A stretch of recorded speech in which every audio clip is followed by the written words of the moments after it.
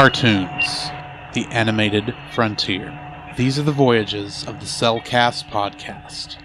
Its continuing mission to explore strange new cartoons, to seek out new animation styles and new creative storytelling methods, to boldly go where so few ever go again.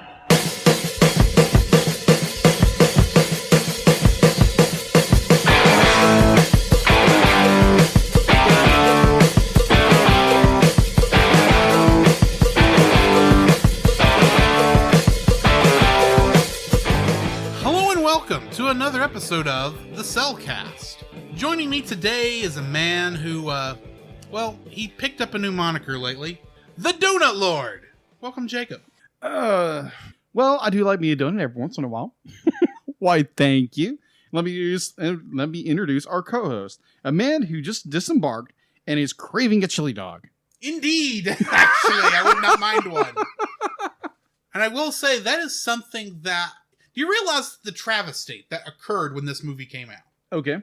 The restaurant, Sonic, America's Drive-In, did not have chili dogs for sale. That is a crime. You could buy them, but they weren't on sale. Do you realize how perfect a marketing ploy that would have been?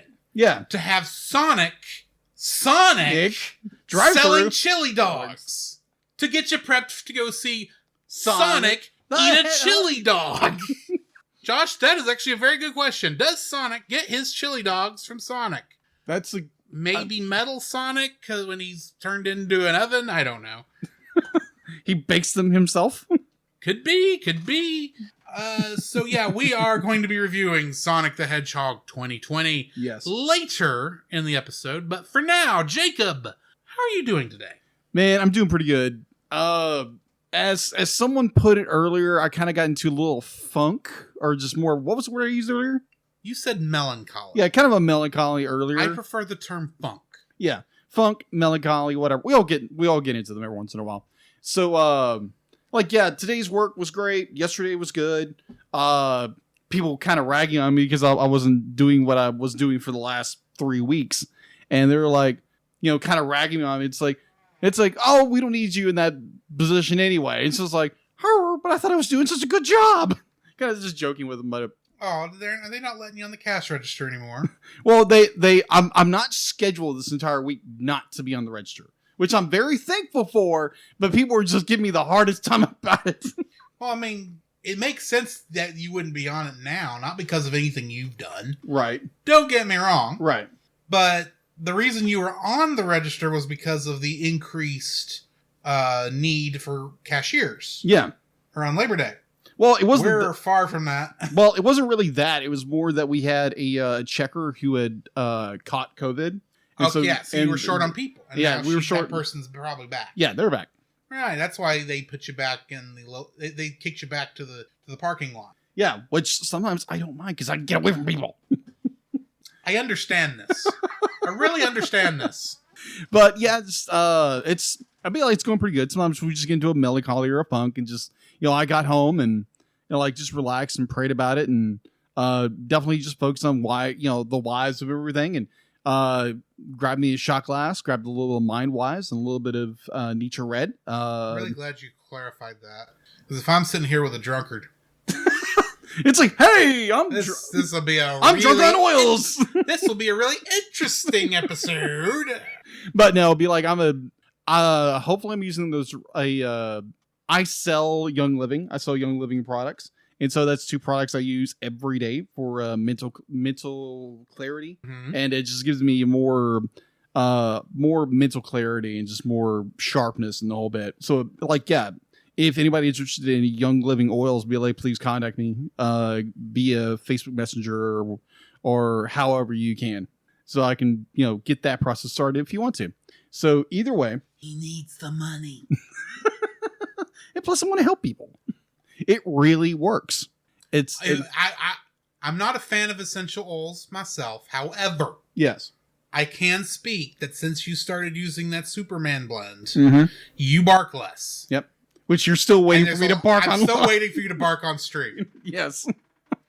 And everyone who doesn't know Jacob as well as I do is going, what are you talking about? I have Tourette's disorder. I bark like a dog. It's probably come up a couple times. It probably has, but it's worth bringing up. We just don't have an audio facsimile of the actual rough yet. Rough yet. Give it time. Yeah, just give me a bad day and I forget to do everything. I'm going to be like, rough. You're like, he finally did it! I'm kind of hoping it's going to be whenever we get around to doing Up.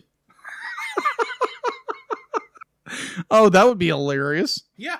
I think it would be hilarious. It would be hilarious. But either way, it's like, yeah, I'm doing much better. We all get in funks and have melancholy. But yeah, I'm doing great. I'm wonderful. Definitely thank to Young Living. Definitely some prayers.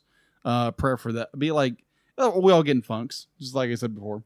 And yeah. Gotta have that funk. Okay. Yeah. Either way, so yeah, just definitely prayer for in Christ for that, because without him, there's nothing. So we have no hope. So amen to that, brother. So yeah. But other than that, I'm doing well. How about you? Well, if you can't tell, I've got a little bit more energy tonight than normal. Just a little bit. Might have something to do with the fact that I was the reason we didn't have an episode do tell come out, or a new episode come out, because what we released was one of our Looney Virus episodes on Duck Dodgers in the 24th and a half century. I've been waiting like a year to do that. I can imagine. I didn't think to do it last recording on Dark Crystal, but yeah, I was gone last week. A little bit. I wasn't just out of the city, away from my computer. Yeah, I wasn't just AFK. Yeah. I wasn't just out of, the county. Hit my pun. I wasn't just out of state. I was out of the country. Pretty much, he was over international waters. You don't know what happens in international waters? No, I don't. Not much, actually. Exactly. They got ran over. They got bombarded by pirates. The drunkards get cheaper beer is what happens when you're in international waters. That's what happens. The entertainment value goes up tremendously. So once they could get cheap beer. Yeah. So you were on a cruise. I was on a cruise, yes. If y'all remember way back on our Hotel Transylvania 3 episode, I talked about how we did that the week I was supposed to actually be on a cruise ship. Yes, oh my gosh. That was part of the joke. If you watched the live stream, you saw me with the tropical shirt, the sunglasses. I had my little Carnival sign-in sale card around my neck from the last cruise I was on. Right. And I thought, when we did that, my thought was, this is the closest I'm going to get to a cruise this year. That's not what happened. We went down to see we went and saw Costa Maya, Cozumel, and Belize, not necessarily in that order. We had some good food. It was the first time that ship I think had been out in 18 months. Yeah, the story you told me. Because of COVID. We're not going to get into that because of the reasons I told some of that story off screen. Exactly. Yes, Josh. I have seen things. Things that would make your blood curdle in the middle of the night. There are some people you wonder about. Yeah.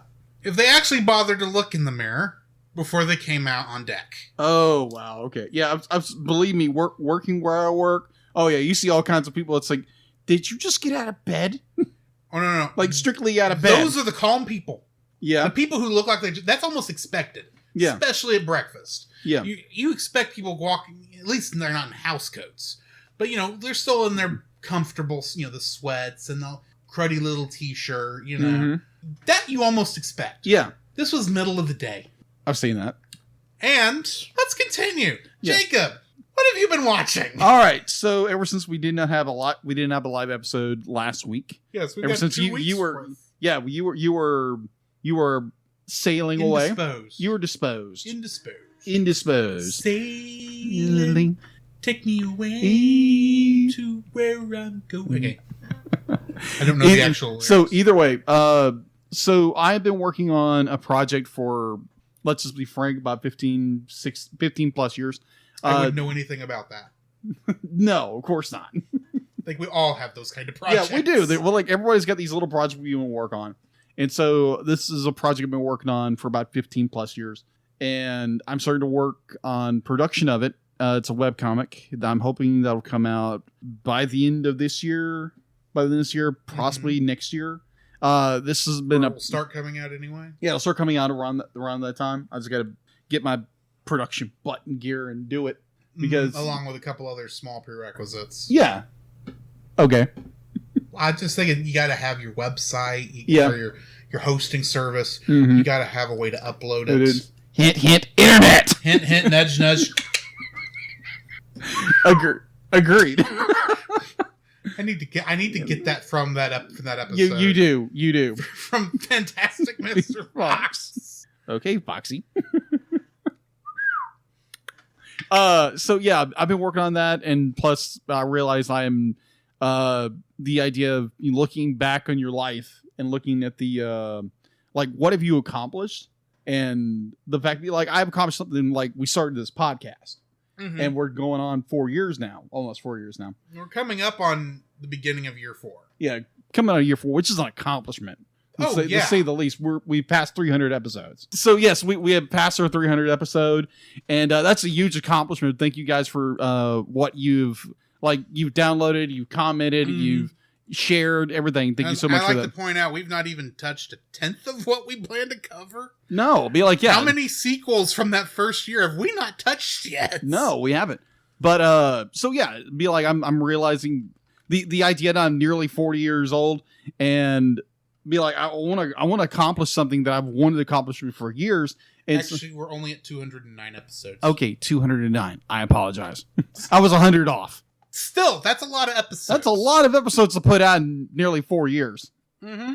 So, yes. So, we have, breached the 200 mark. I thought it was 300 for a moment there, but it's 200. But, well, I mean, we've had total downloads all time. As of this recording, 5,844. Whoop, whoop. And that's just on the podcast. Those of you who watch live or watch on the Facebook or, couple other places that don't actually track. This doesn't actually track. Yeah, it doesn't count those. But with that tracks, we've got over 5,000 total downloads. So that's insane. That's amazing. Thank you guys so much for that from the bottom of our hearts. So yeah, it's the idea that we launched the podcast, and I'm an artist. I've always been an artist. I've been drawing since I was 3. And this is a project that I started probably back in 2004. Mm-hmm. 2004. I graduated in 2002. So this has been almost a 20-year endeavor. So I am wanting to put this out to, and a friend of ours, a friend of the show's, Chase, really encouraged me. Previous guest host. Yeah, he's a previous guest host on our episode of Tron. Go check that episode out. So just in that, it was just more needing to, get on it and do it. Even if I get it out there and it fails miserably, I can say I did something. Yeah. And it just to get encouragement to do something else. It's just to do it instead of at the age of 80 or on the brink of going to meet the Lord and go meet the Lord. The idea of I had never accomplished what I wanted to do here on earth. Definitely with the idea of being an artist and putting something out there that people can enjoy. Definitely more mass media and that kind of stuff. Mm-hmm. But that's something I am working on. So prayers will definitely be appreciated and a lot of encouragement definitely in that. But I'm trying to every day trying to get one page done, and it's come along very well. So hopefully within a couple of months I can start working on other things and get this game together. So yeah, I've been doing that. Also, I watched while you were gone. I watched the entire the complete series of Cowboy Bebop. Not for the exactly. Everybody who's ever watched Cowboy Bebop instantly you start thinking Tank, the opening theme song. But yeah, it wasn't for the fact to be the Netflix show was coming out. It was more be I just really want to watch this. Not the fact to be it's because it's an anime. I just really enjoyed for this the animation wise, but I just really enjoyed the show and be if you have not watched Cowboy Bebop, if you're an anime fan, if you're a hardcore otaku who hasn't watched it yet, what are you doing? Go watch it. Or if you're an animation fan like I am, Go watch it. It's amazing. It's available, I think, on Funimation.com and anywhere else you can pick it up. But yes, it's an amazing series. So yes, go watch that. So as Drew continues to hum the theme song to this show. Anyway, sorry. No, you're good. I thought you needed backing. Yes, I mean, like, I completely agree, and thank you for that. So the other day, I was just kind of bored, didn't know what to do, trying to figure out something to watch. It's something I had watched before, and so I put on Pixar's Onward, another movie. Another one we're going to do next year, one way or the other. Yes, we did a reaction to that. So go. Our last reaction before COVID. Yes, exactly.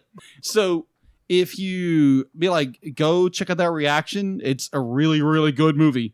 And so I watched it, and the fact that it's all about two brothers that lost their father. You know, spoiler alert if you haven't watched it. That's more your basic premise. But it made me really appreciate my two younger brothers. Even though sometimes we just kind of like butt heads, that's what brothers do. But it's the fact to be like, we've always kind of helped each other along the way in life, and have an amazing father. Don't get me wrong. My dad is great. My mother's great as well. It's the idea that you have two younger siblings that are so patient and so loving about everything. Like, even though we get on nerves, we just love each other to death. So it's like, thank you guys from the bottom of my heart, Jim Daniel. Be like, this is a movie. I was the crocodile tears were coming, because I was just like, it hit me just right there, that thunder struck in the chest. It was so good. So good. So yeah, if you have siblings, yeah, definitely get a tissue. If it'd be like, you have like people that really are really close to you, it's like, yeah, get a tissue. It's good. It's so good. So yeah, I watched that, and I can't recall anything else except for just random YouTube stuff. Right. Other than that, what have you been watching? What have I been watching? Yes, what have you been watching? Drunkards. Anyway. Apparently. No. Of course, anytime I visit the parents, we watch, the same kind of shows that they like to watch all the time. So of course. We saw some episodes of The Middle. We saw some episodes of Lone Star Law. We saw, I think, that 48 Hours mystery of that girl that got that died out in Utah, and Florida. That thing. They already had a 48 Hours mystery by the time we got back to back home. While on the ship, along with seeing a comedian who I didn't find that funny, we saw a juggler. Okay. Who's apparently the world juggling champion on a Carnival cruise ship. Alrighty. Just a thought there. Okay. He did admit that the best way to become the world juggling champion is to be the only contestant. Okay. He said it, not me. Okay. And he actually was good, and he was funny. He was funnier than the actual stand-up comedian. Yeah. But Wednesday night, because all these ships, they have screens out in the main pool, out by the main pool. The idea is you can float in the pool while you're watching the movie. Yeah. We didn't float in the pool. We stayed out on the deck, dry, mostly because the rain was about to come in. Oh, fun! And we watched News of the World. Oh, okay. You watched that? You previously watched that? I previously watched that back in January, and I brought it up then. It was just as good this time, maybe better because we had the subtitles, and because some of them accents, even though it's Texas and we're from Texas, some of them are a little stiff. Are a little, hard to get sometimes. Yeah. But yeah, we watched that. And then when I got back home, I watched, I think I've seen 6 of the episodes of Star Wars Visions. Okay. That is good so far. I'm going to highly suggest if you're looking at those and you some of them just don't look, too hip, maybe you just not get into them. I do suggest watching all of them, to be honest. Yeah. But look at Twins. Okay. Made by our good buddies Studio Trigger. Oh, nice. Yes. Specifically, I'm guessing the team that made Promare. Yeah, it's going to be that nuts. That's that kind of nuts. With lightsabers. Oh my gosh. Okay. It's very good. There's one before, I don't remember the name of it, but it's, it's Tatooine Rhapsody. Okay. That was a fun one. The Ninth Jedi is good. I'll suggest that one also. I think The Ninth Jedi was the last one I watched. But yeah, that has been good so far. I'm a little disappointed that these don't appear to be in canon with the rest of Star Wars.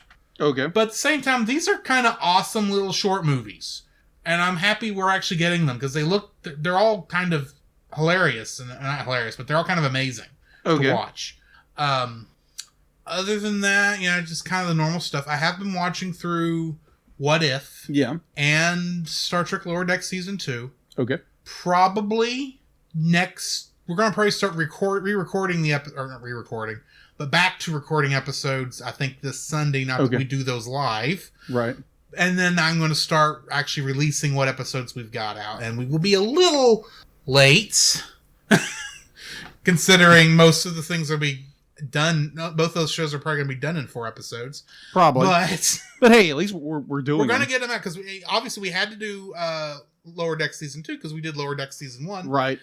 And What If is something we both wanted to do anyway. Exactly. Which is why we interrupted the Tangled streams. Oh my gosh, poor Tangled. I feel so bad for Tangled. I'm just going to say this. I'm going to be honest. Tangled is where it is because of me. It's my fault Tangled is in the shape it's in at the moment for our releases. Because I was convinced when we first started talking about it before COVID. Yeah. I'd like to point out. I think it was before COVID. It was while COVID was getting started. We didn't know what it was going to do. Right. I was worried because at the time we were still doing Movie of the Week podcast. I was worried about adding in a bunch of different episodes to edit. So we decided to record some early, and then when we would pick a time to release them, and then we'd do it. Apparently that doesn't work for me. Okay. Because and you actually helped because you actually edited all of season 1. Yeah. With the last 2 episodes, which I ended up editing. What I should have done was what we did with Thundercats, where I edited as we released, as we the Thundercats at the beginning of January, as we were doing 5 episodes a week. Yeah. We recorded those on Sunday, and I edited 1 episode a night. Yeah. That's really what we should have been doing. Right. With Tangled. Yeah. And once we get caught up to where we stopped on Tangled season 2, that's what we're going to do. Okay. I hope that's all right with you. That is perfectly fine. Not at 5 episodes a week, but you know what I mean. Yeah. Anyway, I think we've touched on everything. What do we got in the news? All right. So this past week, Nintendo did one of their, I think, primarily monthly directs. We wish they were monthly. Yeah. There's sometimes monthly. We really wish they were monthly. Yeah. They're more quarterly. Yeah. But either way. Unless the year's 2020 and then you're just lucky to get a peep. Yeah, exactly. So during that Nintendo Direct, they announced. I actually haven't watched the Direct yet, but anyway. I saw little clips through like another YouTuber. Yeah. And it was real interesting. Kevin Kinson. I'll go back and watch the actual Nintendo Direct at some point. But anyway. Yeah. So it'd be like when I was watching that, I was like, oh my gosh, Drew's gonna be like, ha!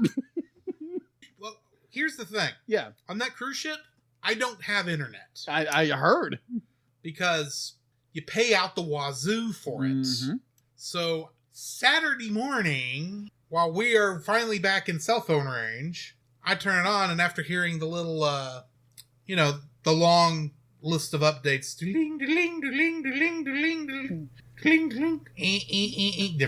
different app. Yeah.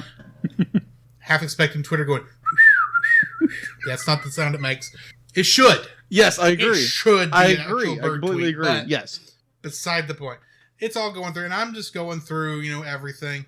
And I started seeing this meme of Mario in the position of Chris Pratt, the Jurassic World with the 4 raptors holding back. But this says it was Mario with 4 Yoshis.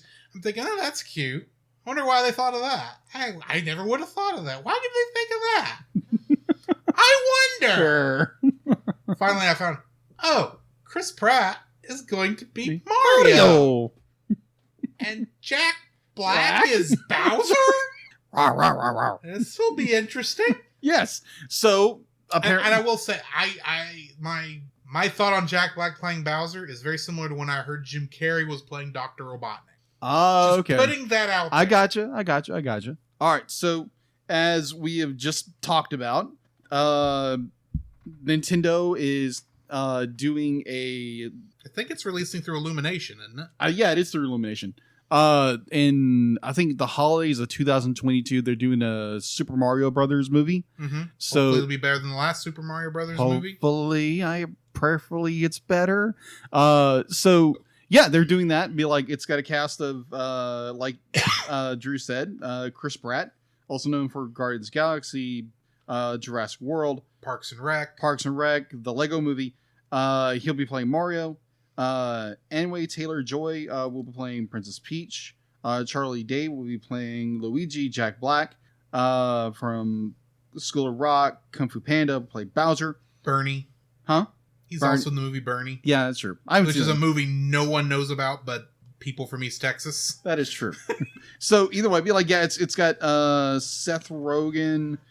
He's playing Donkey Kong. Which is interesting. Yeah. Keegan-Michael Key is playing Toad. Yeah, just like you got a bunch. I saw Cranky Kong on the cast list, didn't I? I didn't see that, but they have the original voice for Mario himself. Yeah, Charles Martinet. Charles Martinet. Apparently, he's as a special cameo in the film. We don't know what he's playing. He's probably playing Mario's father or something like that. I'm actually hoping for Wario. That would be no good reason. That would be really interesting because he's also the voice in the games. He's the voice of Mario, Luigi, Wario, and Waluigi. Yes. Kind of curious how they say Waluigi's name, but anyway, Waluigi. So either I'm a Wario, I'm gonna win. All right, so this is speculated. This is supposed to head to theaters in time for the holidays, presuming Christmas, October. You know. The trifecta of the holidays. They're aiming for holiday. They're aiming for the holiday season of 2022. So yes, that'll be coming out when it does. And I did find something interesting. Kind of goes way back. You know, go back in the Wayback Machine, and just so yeah. Okay, Mr. Peabody. Exactly. I prefer to be Sherman. You prefer to be the human to the... Well, never mind. Never mind. It's been a while since I've watched the movie, okay? Let's be honest. Okay, Mr. Sherman. The dog. Mr. Sherman? Anyway. Never mind. Sticking foot into pant in the mouth. Right along. All right, so Time Warner TCM is... They're apparently starting October 2nd, they are doing a celebration of the Fleischer Animation 100th anniversary. Like Max Fleischer? Yeah, Max Fleischer. Okay. Fleischer. Max Fleischer. Yeah, Max Fleischer. Like the early yes cartoons. And I think he also had somebody else who did the Pink Panther cartoons. Mm-hmm. But anyway. Yeah, so they are doing a marathon of the Fleischer animation starting October 2nd, which will include iconic characters of Coco the Clown, which is kind of creepy now. Let's just say that. You know history, you know serial killers. That's not funny. Betty Boop and Popeye the Sailor Man. So yeah. If you had no idea who I'm talking about when it says Coco the Clown, like you should at least know Popeye. Yeah, you should know Popeye and definitely Betty Boop. Because Betty Boop was actually one of the movies we watched or reviewed. She was in Who Framed Roger Rabbit. Exactly. The actual voice actress. It was her last role, apparently. Mm-hmm. So, yes. So, TMC, I'm going to butcher it if I'm not looking at it. So, TCM will be doing... Turner Classic Movies will be doing a Fleischer Animation's 100th anniversary starting October 2nd. So, if you're interested in that, please go check that out because that just sounds like a load of fun. Oh, yeah.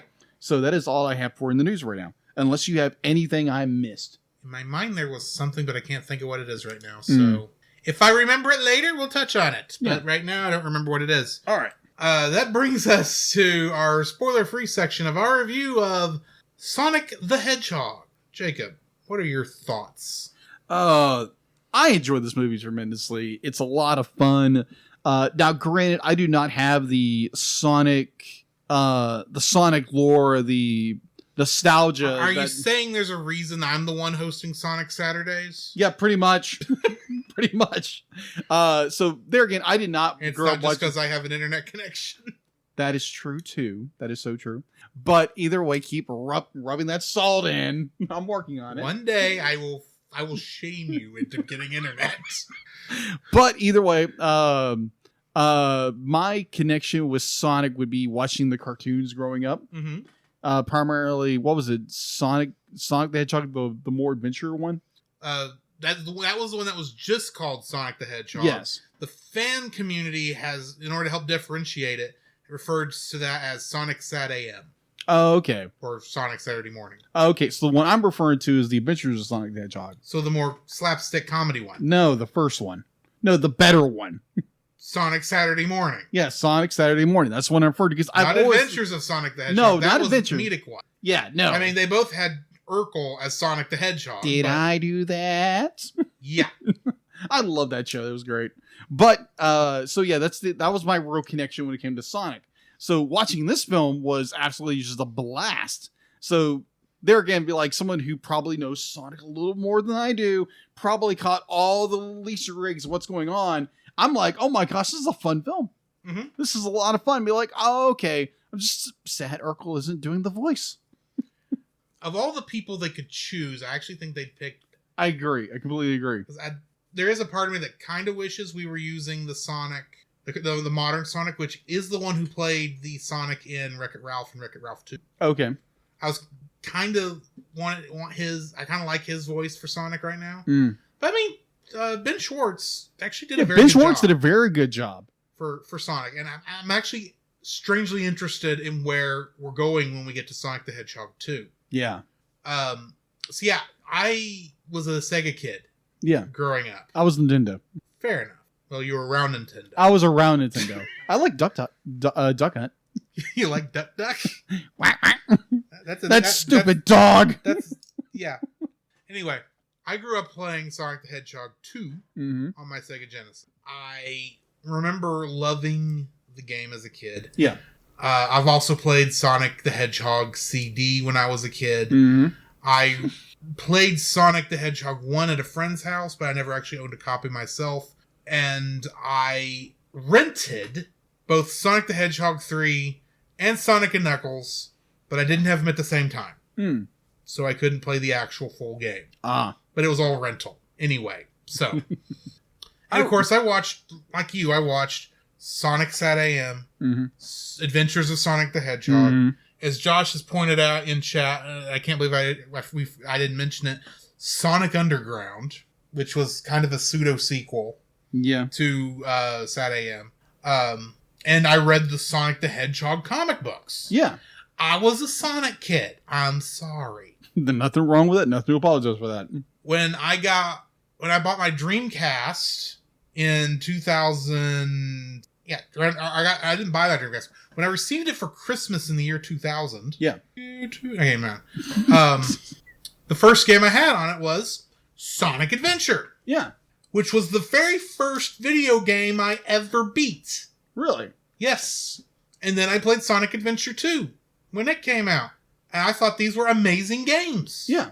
I didn't have a GameCube, so I couldn't play Sonic Heroes when it released. Okay. Because that's after Sega went third party on everything. Gotcha. They no longer were making their own consoles. But I did play Shadow the Hedgehog. I've heard good and bad things about that. Let's just say it's interesting. Yeah. I didn't play Sonic 06 until many years later. That game is just unfinished. That's the only real problem with the game is it's not finished. I gotcha. It was released unfinished and they never patched it.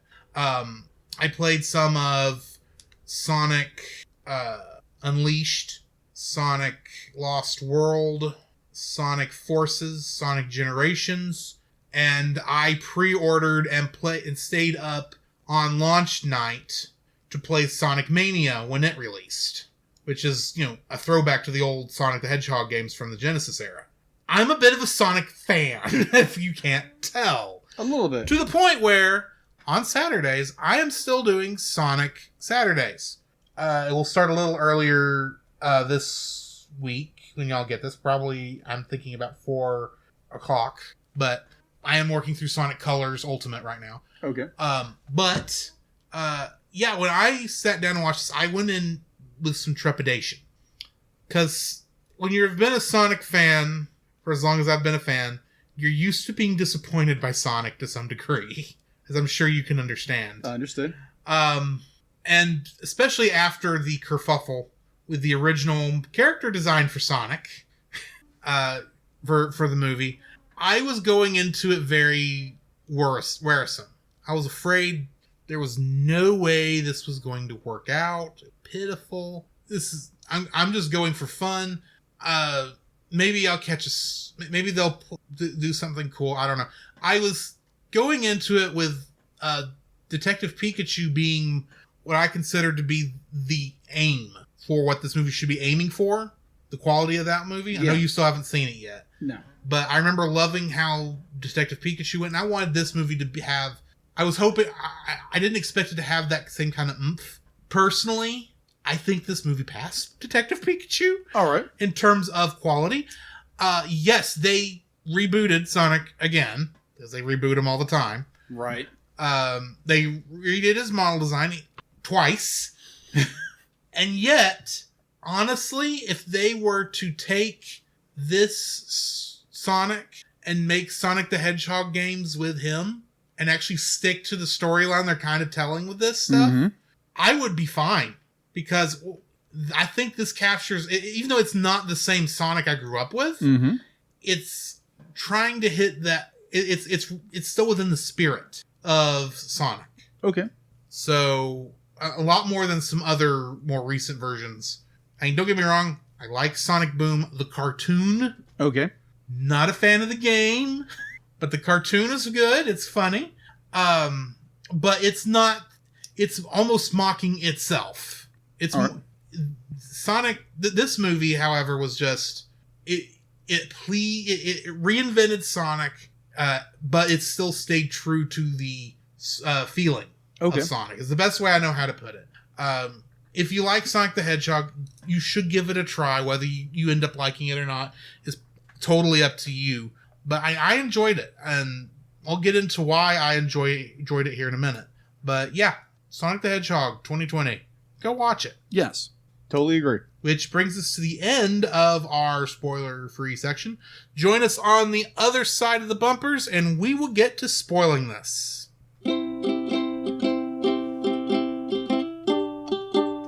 Don't forget that you can download?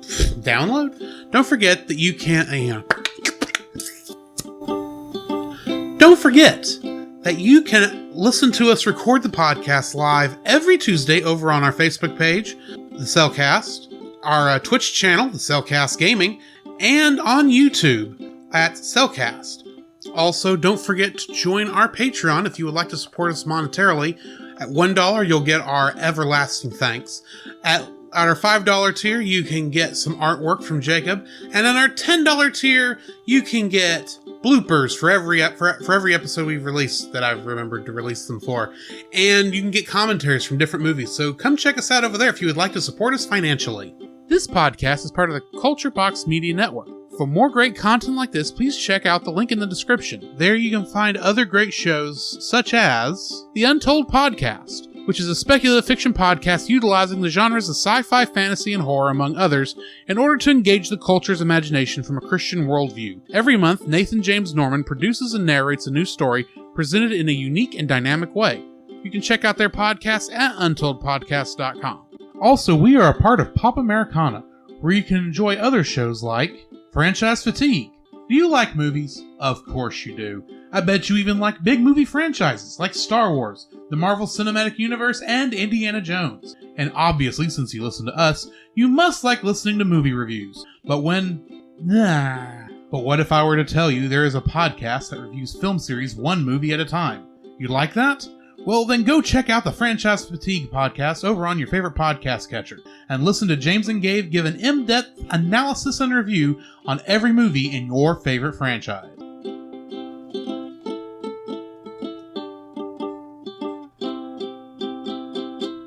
The following is a spoiler-filled review for Sonic the Hedgehog. Your listener discretion is advised. Sonic, he can really move. Sonic, he's got an attitude. Sonic, he's the fastest thing alive. Sonic the Hedgehog 2020 was directed by Jeff Fowler, and this was his directorial debut. Yes. The only thing he had directed before this was a short film called Gopher, as in the animal, broke. So Gopher broke. It was written by Pat Casey and Josh Miller, also on their debut on the big screen. Previous to this, they had written some episodes for a TV show called 12 Deadly Days, which I have no idea what it's about. Me either. Ben Schwartz, getting into the cast, was the voice of Sonic the Hedgehog. I know him mostly as playing Dewey Duck on 2017's DuckTales. Woo! James Marsden was Tom the Donut Lord, who we most of us know him for playing Scott Summers / Cyclops in X-Men. Jim Carrey played Dr. Ivo Robotnik, the Eggman. Mm-hmm. And in The Mask, he played Stanley Ipkiss. Somebody stop me. Smokin'.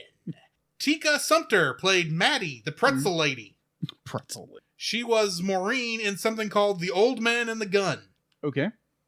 Natasha Rothwell played Rachel, the one lady trying to get Maddie to get a divorce. Oh, yeah. The whole movie. Her sister. She played a character named Zan Olsen in DuckTales in 2018. Ah. So a year later. Adam Polly played Wade the Deputy. Oh, gosh, Wade. And in Iron Man 3, he played Gary the Cameraman. Gary. I don't even know who this character is. Me either. Lee Majdob, and I apologize if I've said that name incorrectly. He played Agent Stone, the assistant. And in Dirk Gently's Holistic Detective Agency, he played Silas Degdamore. Degdamore. Mm-hmm. Benjamin Volek was Baby Sonic the Hedgehog, and he plays Peter Parker in Spidey and His Amazing Friends on Disney+. Oh, okay. Donna J. Fulks is the voice of Longclaw, and she played Roxy in Doom Patrol on HBO Max. And last but not least, Colin O'Shaughnessy played Miles Tails Prowler in a cameo. Current voice, and she is the current voice of Tails in the video games. Mm-hmm. But she previously played Jazz Fenton in the Nickelodeon show Danny Phantom. Really? Mm-hmm. Kingdom Hearts connections. Absolutely, positively nothing.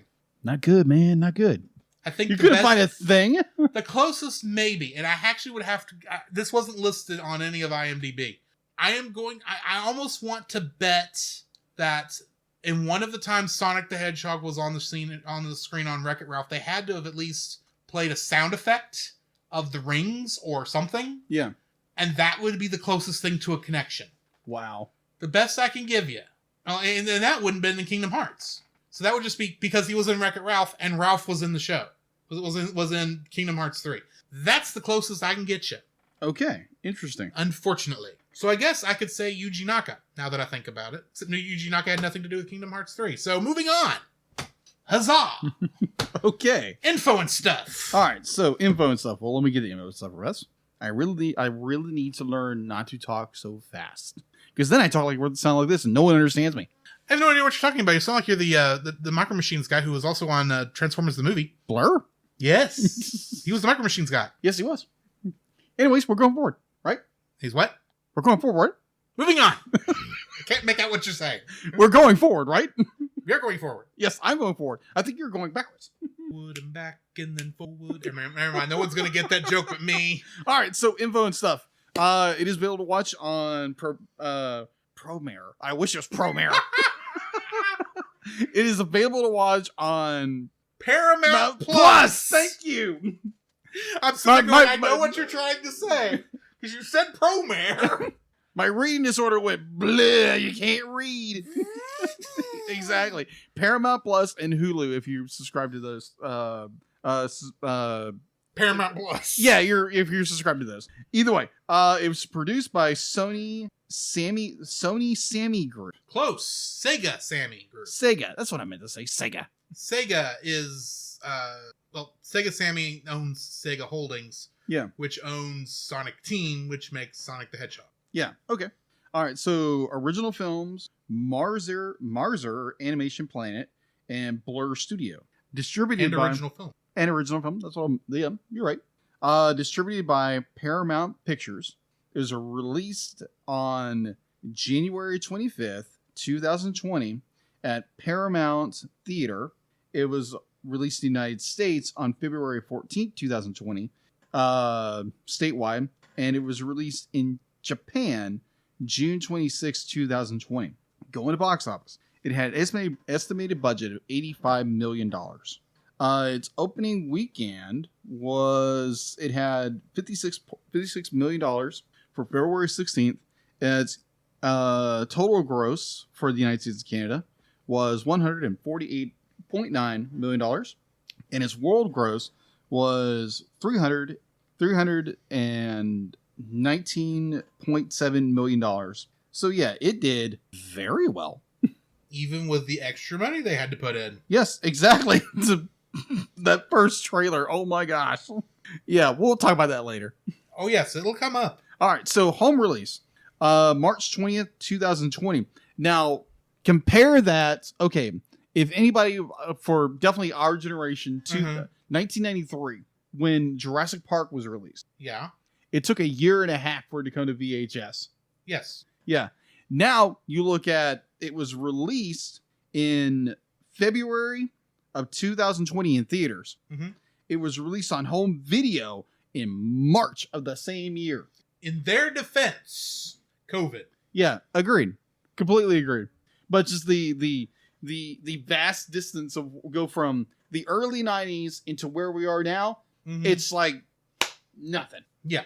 Which I thoroughly enjoy, but the idea it took a year and a half for Jurassic Park kind of VHS. That's just nuts.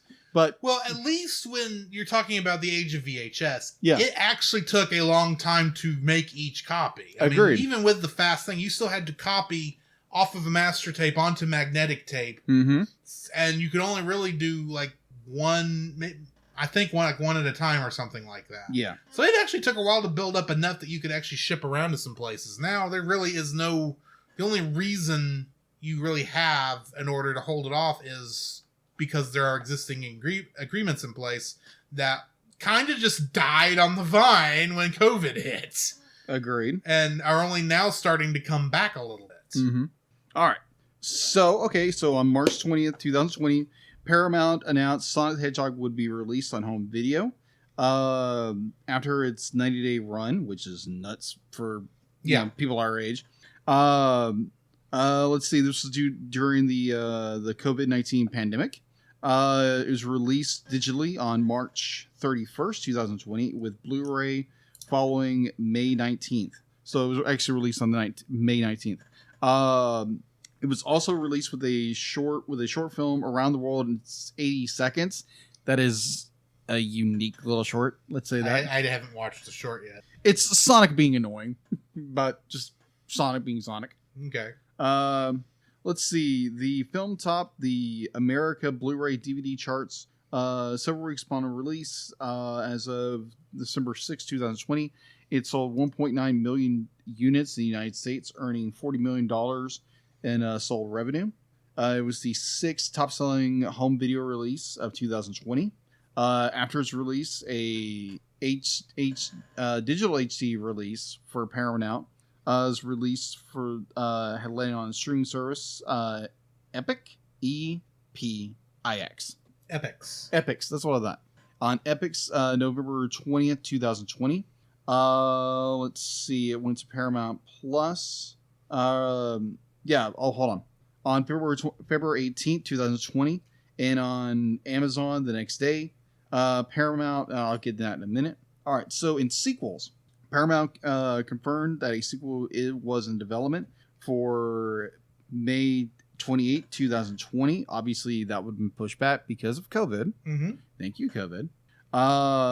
Fowler returned as director, and while Casey and Josh Miller returned as writers.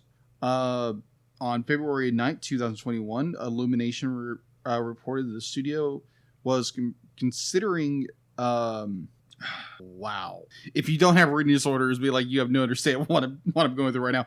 Jason Momoa, that's the word I'm looking for. Jason Momoa for the role of Knuckles, but later it was confirmed that Idris Elba would voice the character. The title Sonic the Hedgehog 2 was confirmed February 10th, 2021. The film is scheduled for April 8th, 2020.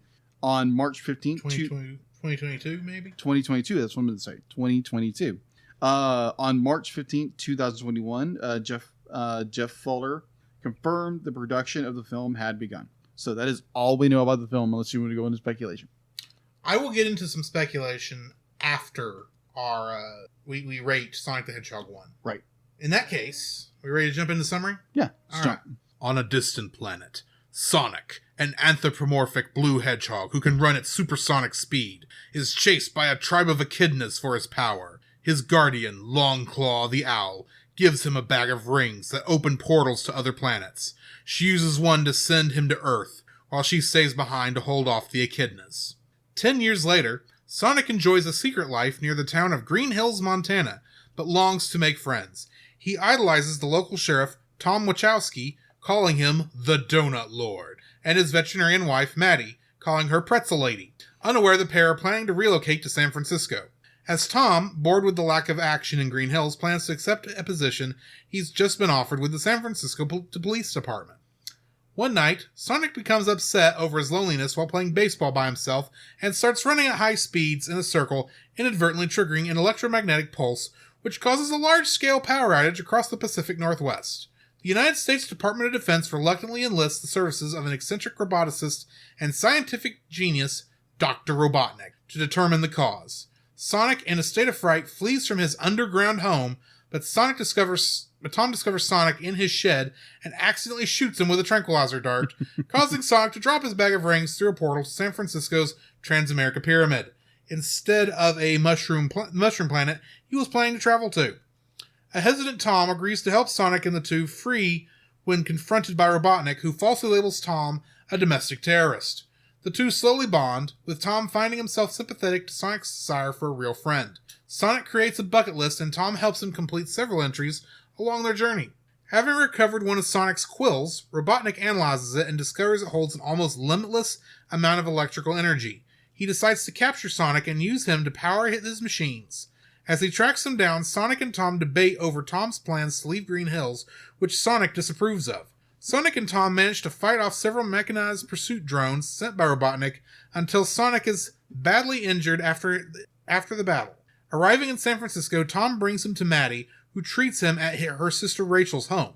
While Tom explains their situation to her, Sonic receives a new pair of red sneakers to replace the ruined ones from JoJo, Maddie's niece. The group heads to the roof of the pyramid and recovers the rings. Robotnik arrives, piloting an advanced attack hovercraft powered by the quill, and Sonic is forced to fight off Robotnik's drones and use one of his rings to send Tom and Maddie back to Green Hills in order to protect them. Sonic challenges Robotnik to a race, but the Doctor is able to match his speed using the quill.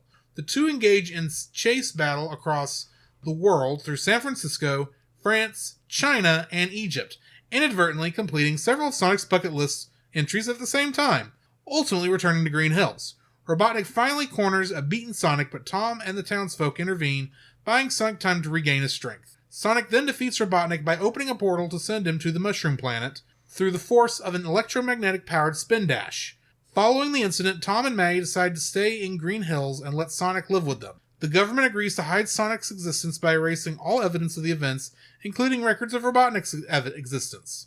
Months later, a now insane Robotnik, still in possession of Sonic's quill and usable equipment salvaged from the remains of his hovercraft, shaves his head and grows a thick mustache and swears to return to Earth and exact revenge against Sonic, his future arch-enemy.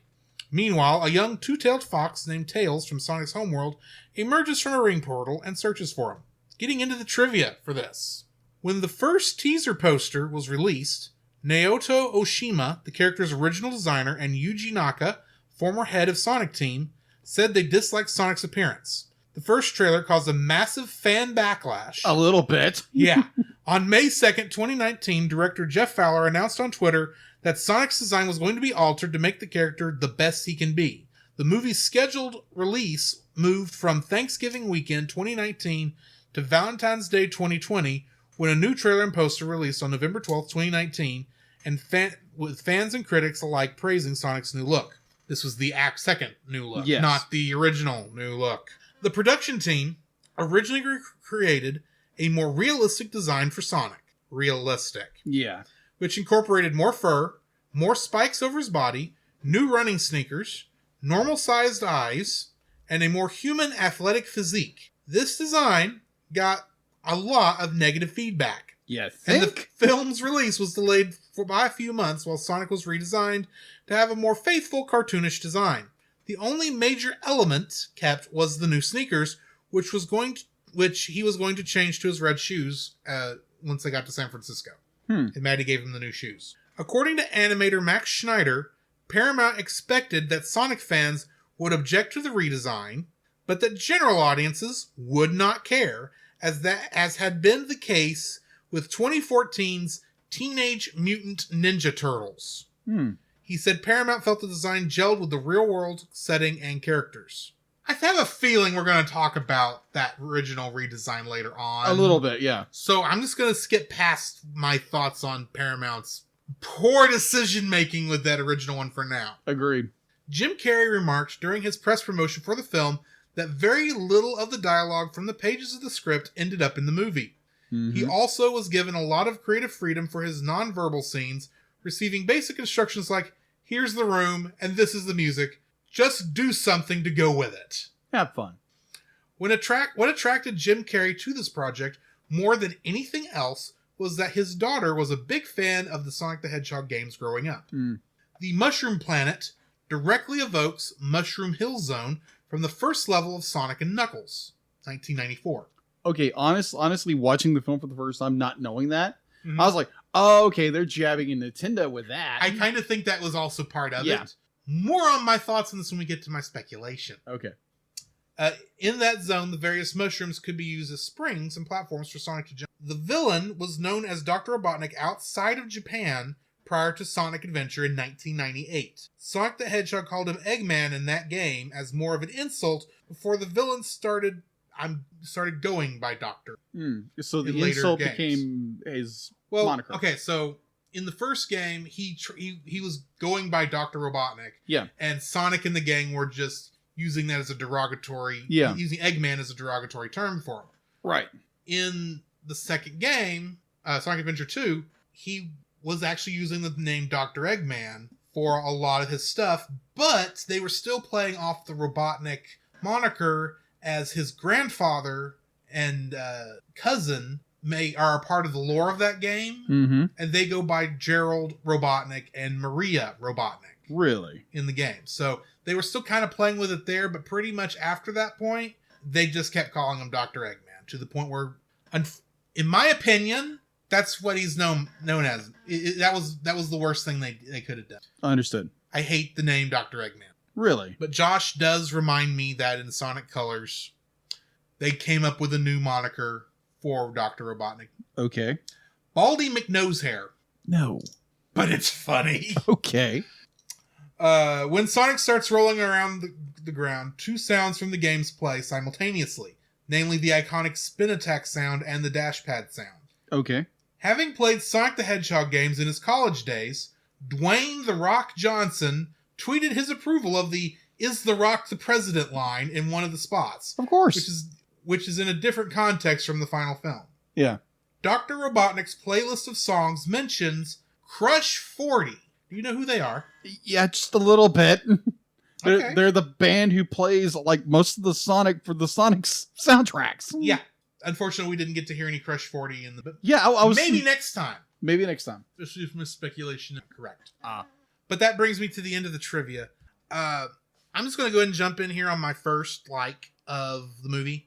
The final redesign of Sonic the Hedgehog, I actually like. Yeah, agreed. Because you have to realize how tricky that was, because all those shots were made up with the idea of the bad model being used. Yeah. So they had to make the new model match every sight line that was already set up. Exactly. They couldn't change it too much because they couldn't change the design up a whole lot because of the just the general shape of the character and how they had stuff moving around. Yeah. They did at least give it the more cartoony feel to it, but he still had a more realistic feel to him without looking like a man in a running suit with a giant mascot head on his face. Yeah, pretty much. What the first redesign looked like. Yeah. But there's also a couple, and there's like a very interesting little call out on the thing that I noticed this time. Okay. On the old, in the old cartoon and the original games and pretty much every game, Sonic does, while he's got two separate eyes, there's not really a separation down here by his nose of his. There's not a brow. Yeah, it's a brow that comes down, but the eyes, the way it's drawn, it's kind of like one big eye with two pupils. Yeah. Well, they didn't do that here, of course, because I'll be honest, that wouldn't have worked. No, it wouldn't. It wouldn't have worked at all. But as a nice little homage to that, down about where the white spot that connects the two eyes would be on the original model, or on the game on the artwork, On this version, Sonic has white fur going across the nose. I saw that. Yeah, it's like that has to be what that's an homage to. It's like, okay, yeah, that's where Sonic's eyes would be. Yeah, that's where his weird eye connected thing would be. Yeah. So sorry, I got distracted. Of course, Sonic. I really like the way they redesigned him for the movie. There's still a part of me that kind of wishes, admittedly, because I'm a fanboy. Yeah. That I wish we got the original design, but to be honest, this is not a bad redesign of Sonic. No, I really enjoyed it. I can point, along with the old redesign for the movie, I can point to 3 other official redesigns that are worse. Okay. The big one being Sonic Boom. Yeah, I would agree with that. Bandanas, really? Bandages, but yeah. I thought they were They're bandages. They're bandages. Okay. And Knuckles is like 3 feet tall for some reason. They're 3 feet taller than everybody else. Okay. For some reason. That's weird. Yeah. I don't understand it, but it is what it is. Right. But I really just like the way he looked for this movie. If you're going to redesign Sonic, that's how you do it physically. Yeah. And now let's talk about Ben Schwartz's performance as Sonic. I'm going to get to I have a bit of a disappointment with his performance, but without getting into that just yet and saving that for later. Yeah. For the most part, I feel while he is not the 90s Sonic, that Sonic team has tried to keep going for the past 30 years, he is kind of how Gen Z's attitude of Sonic would. And I will give him that much because it's like, this is what Sonic would be like if he was created now. Yeah. And I can kind of live with that because he still has the heart of what the character is in the games. And basically, it's a modern reinterpretation, and it works. It does work very well. It doesn't feel forced. No, I'll take it. There's one part that felt forced. Okay, and that's when Sonic did the floss stance move from Fortnite. Oh, okay. I hate that dance. Well, it makes sense because he is a kid. It does. Don't get me wrong. It makes a ton of sense. I hate it. Yeah. Well, technically, he would be like, I think Sonic in this movie, I think he's like 17. Like 17, 16 years old. Assuming this is more of a extremely loose remake of the original game story. Yeah. It'd probably place him more at like 12 or 13. Yeah, that's what I meant. Because when we first meet Sonic in the very beginning, he's like 7. Yeah, he's like really young. And then we meet him like, I think it's like 8 years later. Yeah. So that would put him at 12 or 13. 12 or 13 years old. Which is about where he was in Sonic the Hedgehog 1. That makes sense. In the video game. That makes sense. Your first like? My first like. It's actually what I've titled player. Yeah, I can't even read my own writing. Player of one scene where the baseball field, where he's watched all these kids play baseball and he's really enamored. And he wants to play, but he's what was his mother figure's name again? Longclaw. The fact to be like, he was told, be like, do not interact with people, don't let yourself be seen, which we see a lot of with characters trying to hide their identity or who they are, or hide their powers. And so Sonic is left on the field, and he does this amazing scene where he's, playing himself, playing against himself, and it's done very well. And I love that interaction, but when he realizes he's gonna be alone his entire life, like the emotion that comes out of that, definitely with the voice actor who does Sonic, what's his name? Ben Schwartz. Ben Schwartz does an incredible job because he's very light, fun, and just definitely the kid who he is. But at that moment where he realizes he's going to be alone his entire life, that he knows all these people, they don't know him, so he starts running, and just like that build up of emotion and the way his powers trade in this film was really amazing. I was like, whoa, okay, that's amazing. And obviously the EMP goes off. His power unleashes, and I was moving. I was like, oh my gosh, because you're going from Sonic, who's like super like, okay, I can't be seen, but I'm gonna watch all these people play and want to play, and he wants to be interactive, but he knows he can't, and he plays with himself as how much the rate of speed he's going at, he can do that. Yeah, but when he gets to home plate and he wants to high five someone, there's no one there. Yeah. And that makes me like, that's very lonely when you do something by yourself. And the idea of like his expressionism of be like, I'm alone and I'm never going to have anybody. And that's like whenever you're like, if you've ever played by yourself as a kid and there's no one else there to play with, that's hard. Yeah. That's really hard. Definitely when you don't have anyone else to play with. And being the fact to be like, he's literally, he can't have interaction with anybody. He can't have a friend. And his dread is to go into this mushroom world where there's no one to interact with. That he knows of. But just that outward expression of him running the bases at full speed and his power unleashing. And it's just that outcry when that emotional outrage, that outburst is just incredible. I found that scene just invoking of like when I was a child, because I was very much, because obviously I would play with other kids, but there's times like no one else would play with me. I would go and play by myself, and you feel kind of defeated, and you just like no one cared about you. Yeah, but. Be like, obviously people do care about you or care about me when I was a kid. It was just like those moments to be like, that kind of hit home a little bit. It's like when you're playing by yourself and then no one else wants to play with you, or no one will play with you. So yeah. So there again, I'm getting a little more deeper into who, my younger years, but thankfully I grew up with 2 younger brothers and a big family. And I do have a lot of friends in life, including yourself.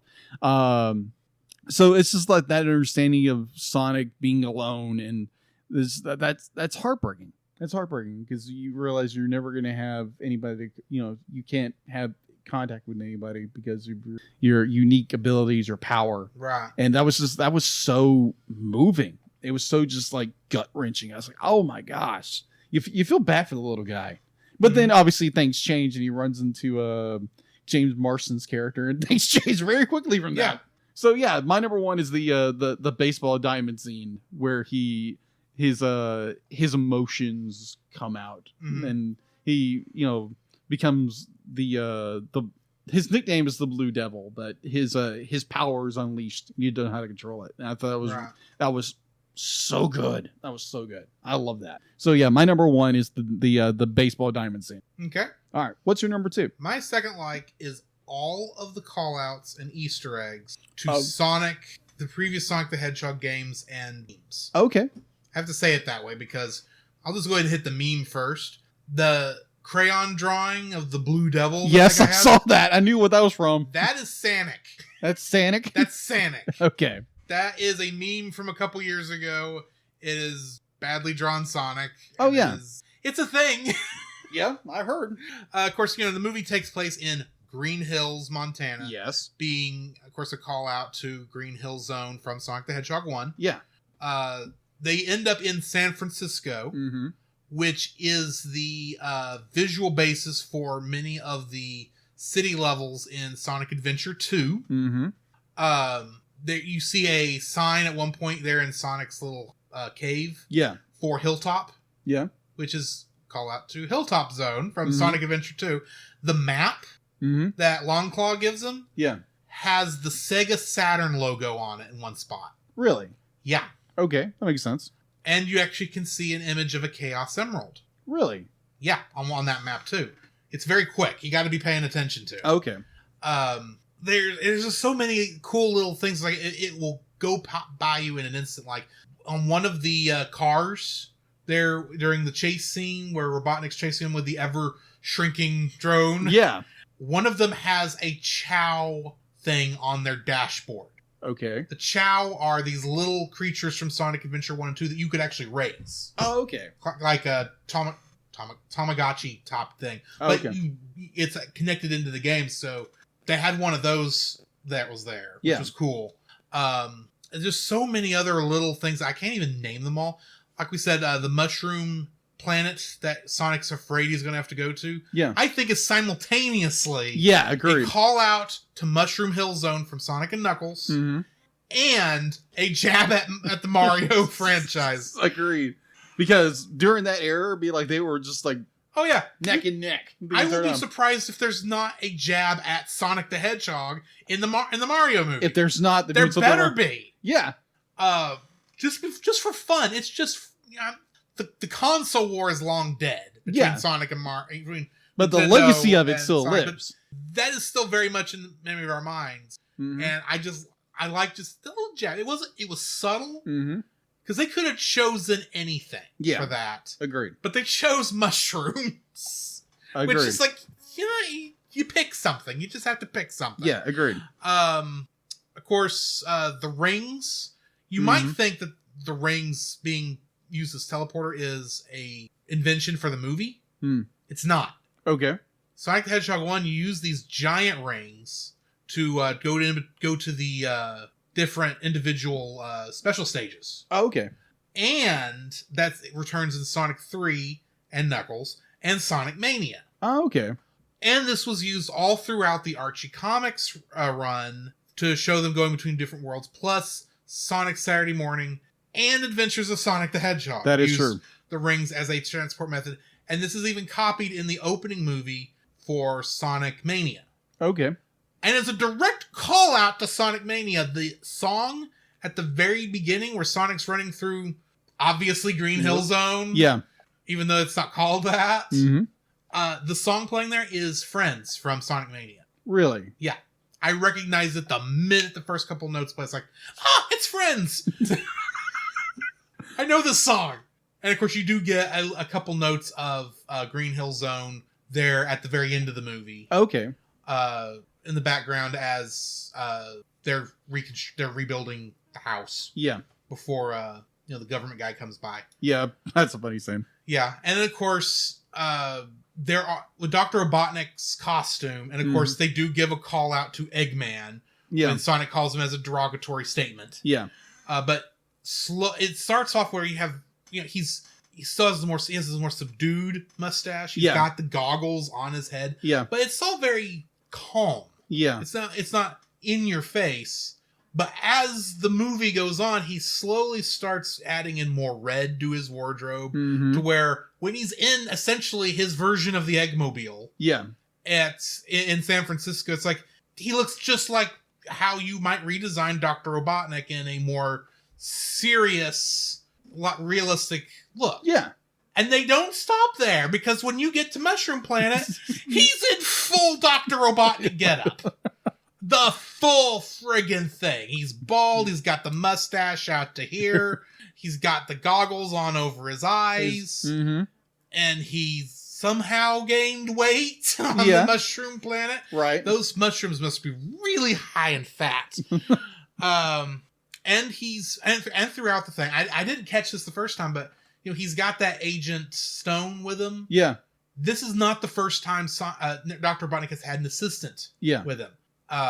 In the original cartoon, you had the Sonic, not Sonic Saturday Morning, you had Snively. Okay. Which was his kind of, henchman that was always underneath him. And then Sonic Adventures of Sonic the Hedgehog, the more comedy one, had Grounder and I can't remember the rooster's name, but they were kind of his, kick around. Yeah. Because there's just stupid minions. Yeah. And then they actually stuck around, I think, for some of the Archie comics too, although that I could be wrong about. And then, of course, Knuckles, not to spoil too much, but in Sonic the Hedgehog 3, Robotnik tricks Knuckles into working for him. Oh, okay. Speculation on that later on. Okay. Just as a hint. I gotcha. And then, of course, later on, he gets, in the more modern games, he has Orbot and Cubot as his minions. And so bringing in Stone, both versions of Stone. Yep. Both Stone and the Stone. Yeah. Kind of work on this kind of idea. Yeah. So I like that. There's just while this is telling its own story and it is its own movie. Yeah. It has enough ties back into what Sonic was that it's like, okay, yeah, this is just a reinterpretation. It is an adaptation, yes, but it's not meant to be in any way, shape, or form a direct adaptation. Yeah. This is where most video game movies, I think, foul up. We talked about, before the show, the original Super Mario Brothers movie. Yes. That is like this is like the worst way of doing what Sonic the Hedgehog did. Agreed. Because they just went too dark. They went too away from what Mario was. Yeah, post-apocalyptic. Right, whereas Sonic, while it's still an original story, it is well within the vein of a Sonic the Hedgehog story. Exactly. And that's what I appreciate, is that this is a Sonic the Hedgehog story while being something new at the same time. And this... Sorry, Scratch. Thank you, Josh. The rooster's name was Scratch. Scratch. Okay. Makes sense for Chicken Scratch. Anyway, it called back to so many of these other elements that are as much about art from our childhood, especially if you've been in Sonic fandom as long as I've been. Yeah. And they mixed everything together and came out with, here's how we would reinterpret that right now. This is it. And it's like, this is actually good. I actually enjoy this. And it works. So yeah, that's my number 2. All the call-outs and connections back to previous Sonic the Hedgehog lore. Okay. While still being its own. I gotcha. Your second like. Okay, so before I do that, I've got 2 things. Okay. One, I was recalling when you were talking about this. I think this was last year, I believe. One of our listeners, Heather Morgan, she had said, because she saw I drew Sonic at one point, and so her son Samuel, I think her oldest son, loved Metal Sonic. So she wanted me to draw him Metal Sonic. So I wound up drawing a sketch for her, and she turned out wanting printing the sketch and giving it to her son, which was amazing. So more of a shout out to that connection with that. Second, I think you missed something. Oh? You did. There's a lot I could hit. And there's the very classic, whenever Sonic got hit in the game, his coins just burst out, right? Yeah, there is that. But that's because it's in the bag. It didn't burst out of. Yeah, but it's more like a callback to it. And you do when he hits the pavement, all the coins go everywhere. And you do actually hear the coin loss sound effect when that happens. You do. I thought I was like, okay, that's interesting. I thought that was very unique. They used all the classic sound effects. In the game, despite the fact they don't really work in the live action environment, and yet they work here. Yeah, in a strange way. And plus the Paramount logo. Yes. All the rings. I love that. I love I always love when movies play with the opening logos a little bit. Exactly. I will say that I have one small disappointment with how they handled the Sega logo. Okay.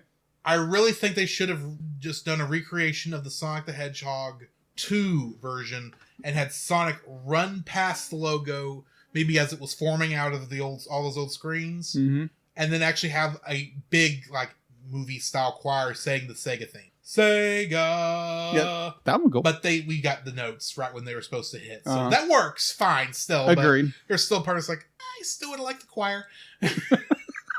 All right, so my number 2 is Jim Carrey's stellar performance as Dr. Robotnik. Okay. I was just like, because kind of like you, when somebody like, oh, he's going to be a Robotnik, he's going to be Eggman. I'm like, because my interpretation of Eggman, he's a very large man.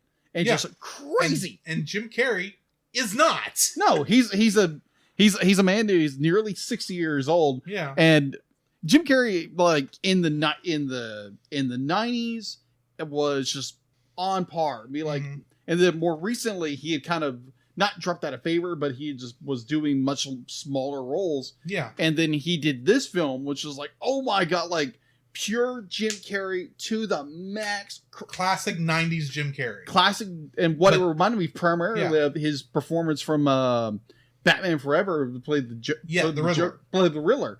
And that was I'm still of the thought, if they ever remake or do a Riddler movie again, just rehire Jim Carrey. Yeah, because he deserves it with a decent writer and director. Because I think he's the Edward Nygma I like. I completely agree.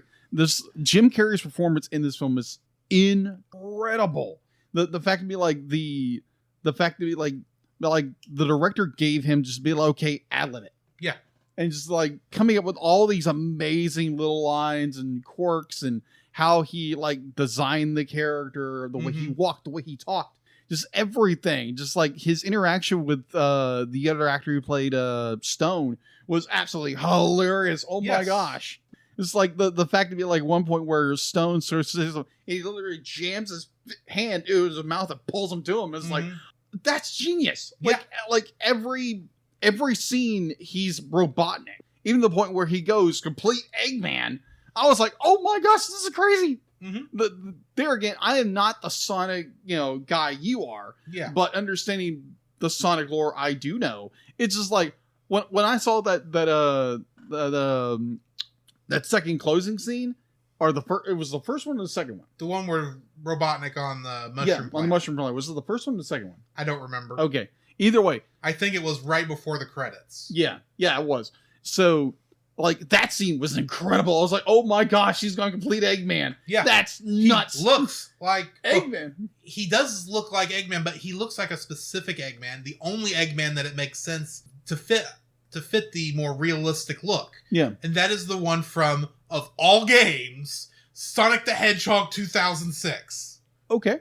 He has that look about it, because that game actually had more humans in it than just Dr. Robotnik. Okay. So, and they were more of they're still anime-ish. Yeah. But they were more realistic. Yeah. And so they had to redesign Robotnik, since he's human, to look like the humans. Yeah. And they made this more realistic, but still obviously Robotnik design for him. Yeah. And that's kind of what Jim Carrey's design looks like at the end of the movie. Agreed. And at the same time, you're looking at it, and there's that feeling. It's like, you're looking at it, it's like, okay, yeah, throughout the movie, he's kind of just a caricature. Yeah. Of Robotnik. And then there was that, how even though as adults, the Skeletors and stuff, the villains of your childhood, aren't really scary anymore, but when you see them being their full selves, if someone's redoing them, you kind of get that chill. It's like the villain is returned. Yeah. I had that feeling in that scene. It's like, it's Robotnik. I'm not scared of him. It's hilarious what's going on, but it's like, there's that you finally hit Robotnik level. I want the sequel now. Because here's the thing, and I'm going to get into more of this when I hit speculation. I want the next movie to be more Robotnik. Okay. For us to actually understand what the Robotnik of this world, what his background is, because me too. For one thing, the better your villain, the better your hero. Exactly. It's just the nature of the thing. But anyway, sorry. Yeah, I gotcha. So yes, it's definitely Jim Carrey's performance as Dr. Robotnik or Eggman was just flat out probably one of the best performances I've seen in years. Definitely of a villain. Mm-hmm. I wouldn't say he's like the movies we reviewed. I have to go back and like look at all the films we've done so far. Yeah. And see like the best villain. We'll probably do that at some point. Like a top 10, top 5 like best villains of the movies we reviewed. But yeah, he's up there. Oh my gosh, incredible performance. And he's that villain that is fun for being a villain. Oh yeah. He's evil for evil's sake, and it's fun watching it. Oh yeah, absolutely. He's the Dick Dastardly style villain. Agreed. And I love that. But yet they still, while he is the Dick Dastardly style villain, they gave him motive. Mm-hmm. Yeah, he's still an egotistical maniac. Yeah. Like he's supposed to be. Mm-hmm. But it's like, yeah, you get hints that there's more to it going on, and it's kind of, well, I'll get more into that when I get to the speculation. Right.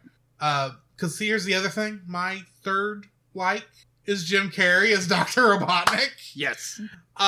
Because he's a character I expected not to like. I expected to hate Jim Carrey's performance of Dr. Robotnik going into it. I just had a very low bar because outside of the Riddler and a couple of his Jim Carrey's more serious movies, I don't have very high, I don't think very highly of Jim Carrey as an actor. Okay. Some of his more comedic stuff, like in Liar Liar, is actually still good. Yes. Don't get me wrong. But, and he has the type of manic energy I think this version of Dr. Robotnik needs. Yeah. But I was going into it thinking, I was still going into it with Dean Bristow's performance of Dr. Robotnik from Sonic Adventure and Sonic Adventure 2 in my mind. Okay. Where it was just like this, no way, I can't believe this. Yes, that is a quote. Vocal inflection too. Yes. I'm expecting this kind of over the top, overly dramatic, not overly comedic performance. Right. Of Dr. Robotnik. And so I knew Jim Carrey couldn't do that. And I was expected, and just because Jim Carrey's comedy is either spot on or completely off the mark, at least from my perspective. Okay. I was afraid this was going to be an off the mark. Okay. And it wasn't. He was right on the mark. It was great. And I really, really want to see him in the next movie. Okay. And so I already kind of touched on also some of that like on yours. So agreed. Your third like. My third like would be the bar scene. This was one I thought of too. Yeah. I mean, clearly it's an illusion. It's inspired by, what is that mutant's name in X-Men? Quicksilver. Thank you. It's inspired by the Quicksilver scenes from X-Men, Days of Future Past and is it Apocalypse? Yeah, Apocalypse. Both times they do that in that scene. It's obviously inspired by that. Yeah. But where that was just few cute, funny things in the X-Men one. This is like, okay, now we're just going to go bonkers on the whole thing. Plus, that's where Sonic eats his first chili dog. I love that. So you have to realize the chili dog is an odd thing for a speedster to really like. Yeah. And it's been there. It's a comics connected thing, and it wasn't canon in the games until Sonic Generations. But it's like, oh, he's eating a chili dog. Sorry, this is your like. Go. Totally understand. Just from my own personal view, MCU Quicksilver is better. Just my opinion. It's fair. Okay. I know some people would fight me on that, but that's my opinion, and I'm sticking to it. Either way, so I don't think we got enough of that one for me to form a good. Yeah. So, but I also like X-Men Quicksilver too. But anyway. Yeah. So either way, the bullet time scene where obviously you get the inspiration from the Fox Marvel series inspiration, but just like the pure silliness of it, the fact that he's this little 13-year-old little boy who is a little alien hedgehog with super speed, is going around and tying everybody up and again eating his first chili dogs. Plural. Yes, just like I found it absolutely hysterical. The fact to be like, it's one, the scene is Sonic being curious, James Marsden character coming in and realizing that he's never done this, so why not? You get the bucket list, you get the two bonding, and then you get the bar fight, which is hilarious. Yes. Then you get the bullet time scene, which is just absolutely hysterical, because think of a little kid who is very intelligent. He's a very intelligent little hedgehog. But he's still a kid. So he's going to do everything incredibly silly. Yeah. But with his super speed, and it's just hysterical. The fact that he takes the bear head off and puts on the guy who's going to tackle him. Yeah. I was like, oh my gosh, that's genius. Like everything. The fact that you go back to Marvel, Fox, Age of Apocalypse. Not Age of Apocalypse, but Apocalypse. Days of Future Past. When the first time that happened. Then you get Apocalypse, where those scenes get a little. It's like, oh, okay, those scenes are annoying to me. It's like, oh, okay, but that's just the way. That's my mindset when it comes to those characters. But when they did it here in Sonic, it was like, oh, okay, it's more whimsical, it's more funny, and it's not. I just found those scenes very annoying. It was definitely when they repeated again in Apocalypse, I found that even more annoying. But I understand why they did it, and respect the director's decision to do that. Yes, really understand why they did it. Here, I find it hilarious, very funny, very well executed. way they tied everything literally and figuratively up in a nice little bow and literally made it a way where Marston and Sonic can get away. And I just found it hysterical. So yeah, my number 3 is the bar scene and bullet time scene. Alrighty. Yeah, that's my number 3. All right. So jumping into our dislikes. Yes. This is a total nitpick. Okay. I will grant you this is a nitpick. And this just comes from me having played so many Sonic the Hedgehog games and kind of just having a feel for it, because this the movie has kind of identifiable stages in a way. Yeah. And so the fact that the last final stage is back in Green Hill, Yeah. and not most of the time it would be like in the games, it's some big, huge contraption or something that Dr. Robotnik has made, or in the case of Sonic Adventure, an entirely destroyed city. Yeah. But it kind of has this big epic feel. The fact that we go back to the beginning, almost to that initial town, Green Hill, is almost kind of annoying. It's like, why did we come back here of all places after we've been all around the world? You don't come back to the original town until the epilogue, till you're actually, fair, moving towards your end credits. Yeah. Why did we do our final fight here? And also, why is it in Green Hill the only place where it's night when all over the stinking world it was daytime? Very true. That's another little thing that bothered me.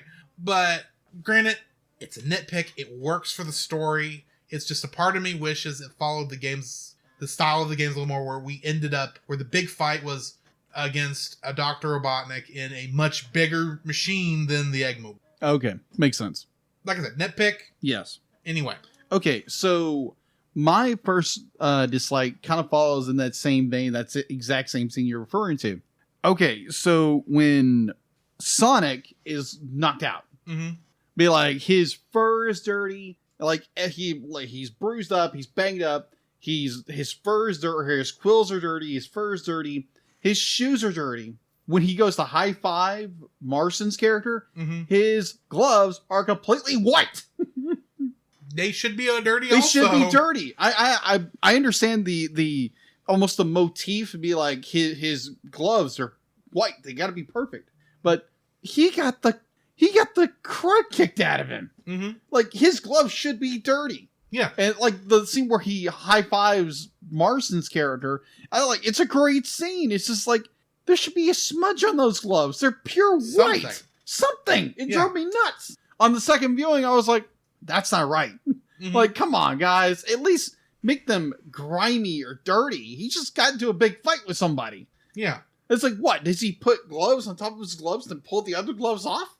So yeah, that's a nitpick. That's a nitpick.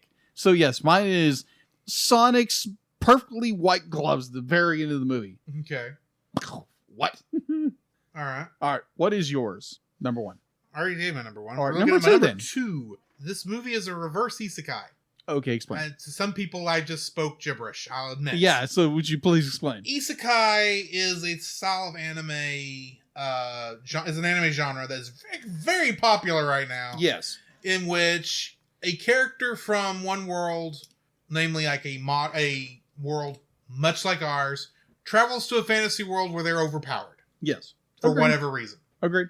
This is a reverse isekai, which means a character traveled to our world and they're overpowered in our world, which is Sonic. Yeah. Now, he may have been overpowered in his original world, and I'll consider this a nitpick also because while I do think isekai in the anime genre is a little overplayed right now. Yeah.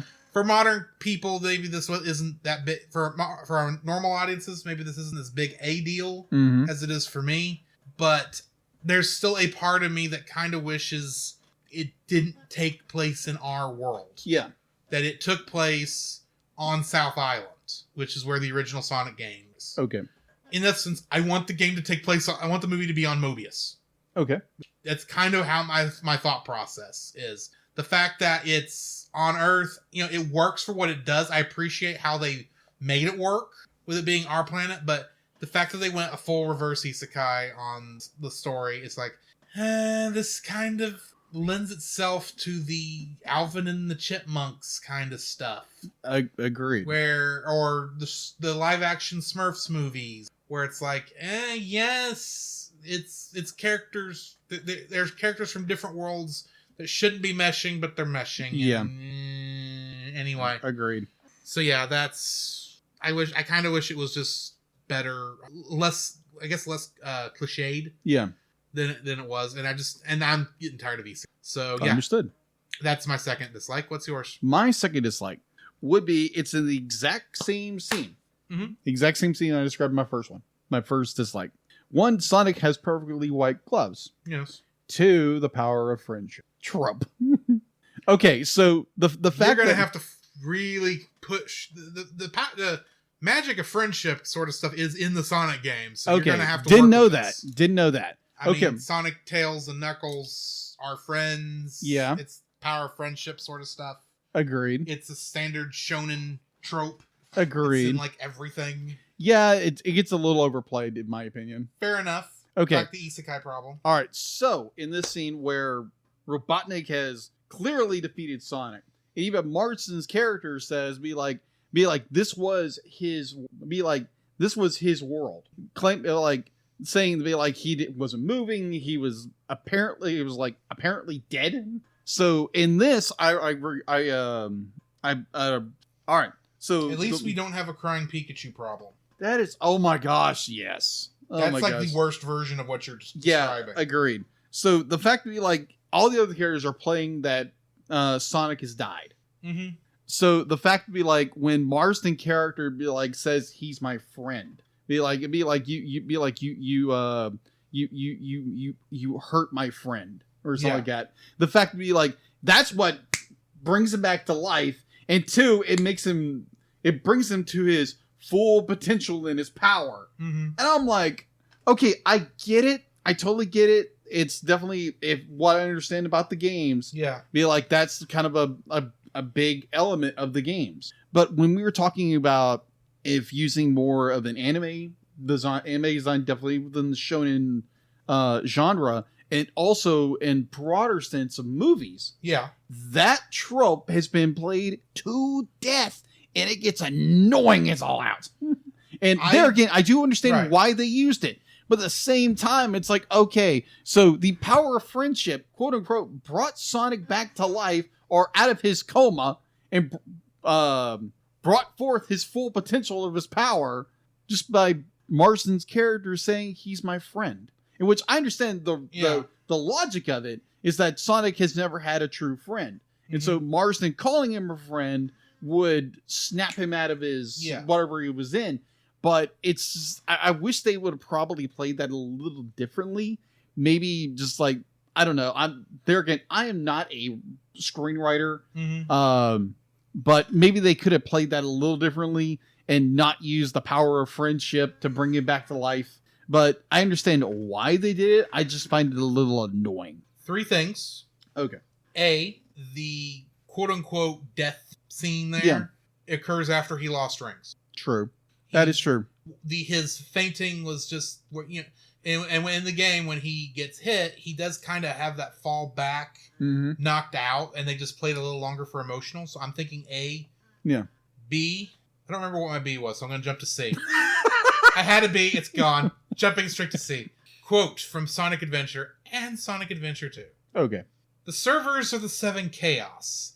Chaos is power, power enriched by the heart. The server serves to unify the chaos. This is a quote from what makes the Chaos Emeralds work. Oh, okay.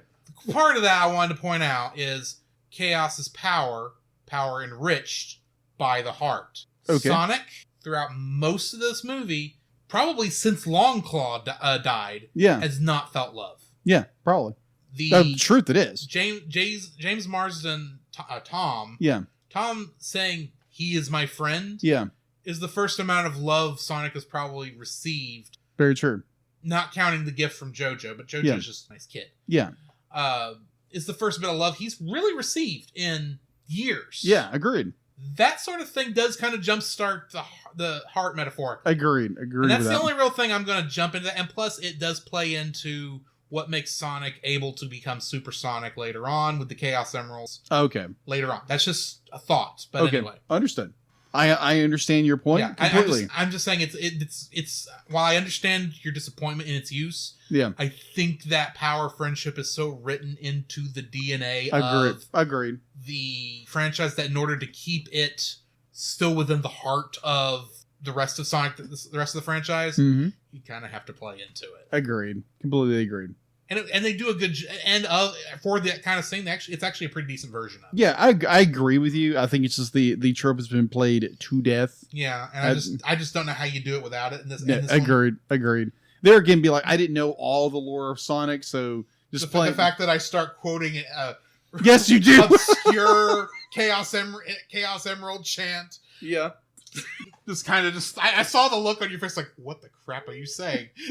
I kind of gathered when you started quoting, I was like, oh, okay, that's from a Sonic game. Yeah, it's from Sonic Adventure and Sonic Adventure 2, where they literally say this around the Master Emerald to get the Chaos Emeralds back in control. But anyways, stop Perfect Chaos or the Bio Lizard. But anyways. Bio Lizard. That's what he's called. Okay. Except in the last fight where he's called the Final Hazard. Okay. Great boss fight. Anyway. Either way. Go check out that Twitch clip from Sonic Saturdays. My third dislike. Sonic is missing his 90s attitude. Agreed. Granted, he's got a Gen Z attitude that is very familiar and is in the same vein. Yeah. But he's missing his attitude. 90s sass. Yeah. His 90s... part of the character... You know what the character... One of the character inspirations for Sonic the Hedgehog was? No. Bill Clinton. Strange connection there, I know. Clinton? Yes, that's quoted as former President Bill Clinton. Well, he wasn't president yet when they based it off of him. Yeah, but the idea is that he was. This all obviously all before all the other troubles Clinton ran into. Right, but there was that kind of attitude of where I'm awesome. Yeah, and I'm awesome because I'm awesome. Yeah, that is not in the Sonic. I agree with you. On that. He's got a very satirical kind of a ironic awesome feel to him, which is very Gen Z. Mm-hmm. And like I said, if you're going to remake the character for a modern audience, agreed, this is kind of how you would do it. Yeah. But there's someone who has grown up with Sonic for the past 30 years. I miss the 90s of the original attitude. And even though that attitude has kind of waned in more recent Sonic games, you can still tell it's still kind of there. It's because it's still Sonic having this character advanced that amount of time, but it's just not here. Yeah, it's more Gen Z. And I'm not saying Gen Z is a bad thing. It's just that's the closest allusion I can get to to this. It's just that very irony, awesome kind of a thing. Yeah, agreed. That makes sense. Agreed. So yeah, that's my third is the 90s is missing from the Sonic. What's your third? My third. Okay, going back to the bar scene. I love that scene except for one thing. And it's a hilarious little scene. Just the CG doesn't work. Okay, so you know the scene I'm talking about, right? I think I do, and I think this is one of the things that failed when they redid the character model. Agreed. So the scene I'm referring to is where Sonic is bowing up to the biker. Mm-hmm. And he starts, playing the tough guy, and he turns the ball around and bops him in the head. Yeah. There's no shadow on the bottle. Like it literally there's literally no impact whatsoever. Yeah. A bottle, if I was to go and just bonk you on the head with a bottle, that would be some kind of physical impact. And there's nothing. I understand Sonic is he's a little kid. Yeah. But I mean, there's not even you don't even see the impact on the guy's head. It's like no connection whatsoever. No, it's just now I understand the guy's supposed to be like a tough guy and that doesn't really hurt him. I mean, if you're going to keep with this realistic look, there should be at least some give to his skin. At least there should be shadow. It shouldn't be too comical. Use the example of you hit something, it's going to ricochet. It's going to ricochet. It's going to recoil. Mm-hmm. It's going to get a recoil from it. So his head should kind of just bump back just a little bit from that hit, even though it'd be no like that. How straight up he is. Yeah, exactly. Stiff he is. So it's just I found it I found it funny. The same be it's like, okay, it's funny the fact that like Sonic like is bopping this guy over the head with a bottle, and the bottle won't break. The bottle won't break. I thought that was hilarious, but at the exact same time, it's like, but there's no like physical reaction, which there would be, or there's no shadows or nothing. Yeah, and it just looks like it's like they're like the CG wasn't fully completed, and that's just what it bugged me when I saw that. I was like, really? That's there again. It's a nitpick. And I just found if they would have like had the actor actually like move his head slightly, it would have gave more a sense of realism. Or had somebody in a green screen suit, holding the bottle and actually kind of doing a light tap against his head. Yeah, exactly. To give it that. Obviously, you'd make the bottle not break because you don't want it to break. Make it look like a little plastic bottle, a stiff plastic bottle, maybe. Yeah, but yeah. Yeah, just that would be like to give it more of like realistic, grounded in reality. But this is like, okay, this is a CG character bopping somebody with no real connection. Yeah, it's the fact that it doesn't break's not the problem. It's the fact that it feels fake. Yeah, it feels fake. Anyway. That's my number 3. Alrighty. That brings us to the end of our dislikes, which means it's now time to rate this thing. I'm giving it an 8.5. Really? Yes, it is in the vein of the classic Sonic the Hedgehog games. Not understood. It is reinvented, and there's so much that they do right here if you're going to do a reinvention. Most of my negatives, like I said, are nitpicks, and I just kind of wish it was done just a little bit differently. But for the most part, it's just an enjoyable, fun movie. Okay. So, yeah, 8.5. Okay. I will give it an 8.5. It is just, it's an incredible film. Carrey just kills it. Every scene he's in, he just be like, it's Jim Carrey gold. Yes. It's Jim Carrey gold. It has an amazing cast. I think, I want to call him Jim Shooter, but no, that was a guy at Marvel Comics. Yeah. No, you're thinking of Sonic, Ben Schwartz. Ben Schwartz. Yeah. Ben Schwartz's performance as Sonic was really good.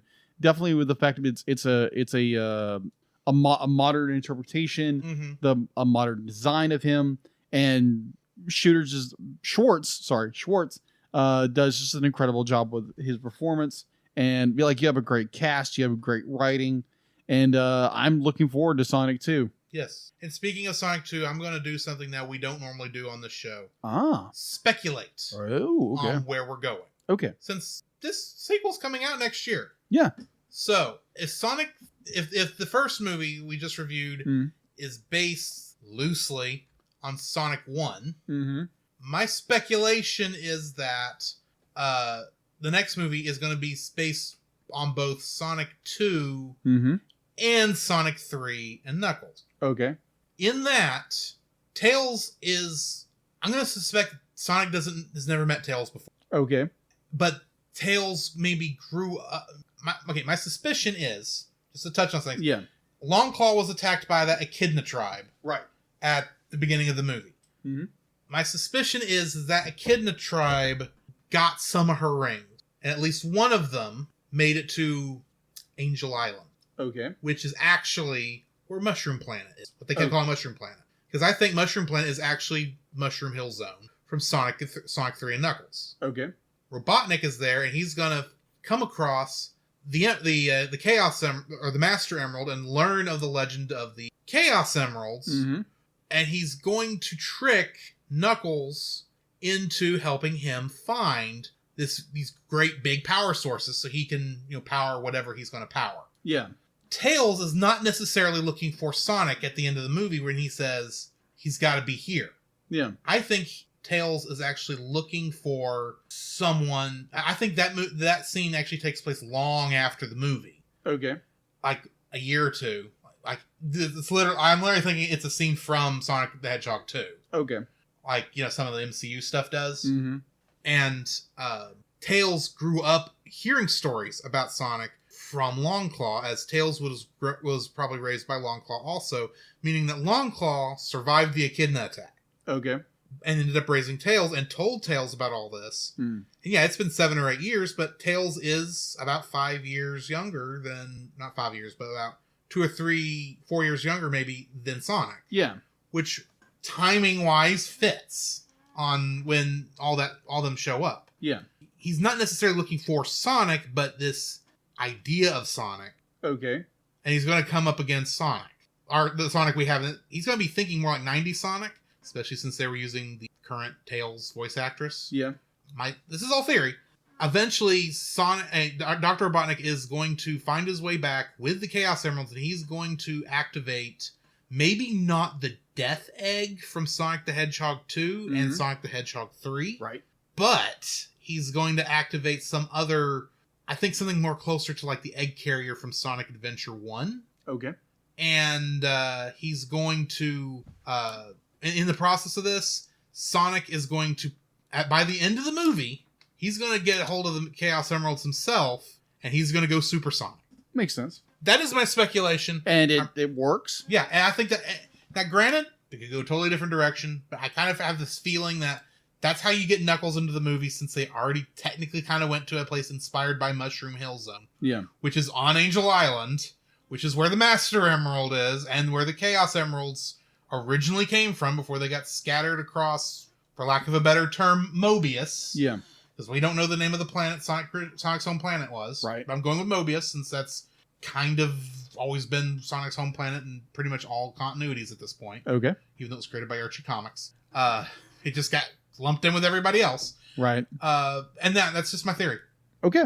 Totally which brings us to the end of this episode. Yes. And we need to talk about our next episode. Well, technically the next movies we're reviewing. Yes, next movie episode. Yeah, movie episode.